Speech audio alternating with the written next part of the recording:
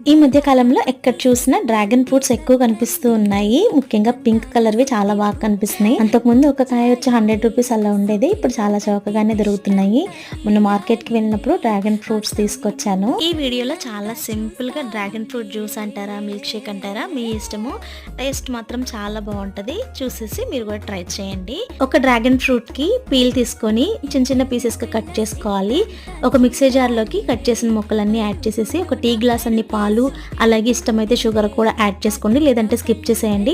మొత్తాన్ని మిక్సీకి పట్టుకున్నారంటే మనకి dragon fruit milk shake ready అయిపోతుందండి. టేస్ట్ చాలా బాగుంటది. పైన చిన్నగా కట్ చేసుకున్న డ్రాగన్ ఫ్రూట్ ముక్కలను కూడా యాడ్ చేసుకోండి. జ్యూస్ తాగేటప్పుడు మధ్య మధ్యలో ఆ ముక్కలు తగులుతూ ఉంటే టేస్ట్ చాలా బాగుంటది. ఒక్కసారి గ్లాస్ ఎత్తారంటే మళ్ళీ దించరు, అంత టేస్టీగా ఉంటది. తప్పకుండా మీరు కూడా ట్రై చేయండి. అన్నట్టు మీకు వైట్ డ్రాగన్ ఫ్రూట్ ఇష్టమా, పింక్ డ్రాగన్ ఫ్రూట్ ఇష్టమా కూడా కామెంట్ చేసి, ఈ వీడియో మీకు నచ్చితే ఒక లైక్ చేసి మన ఛానల్ ని సబ్స్క్రైబ్ చేసుకోండి.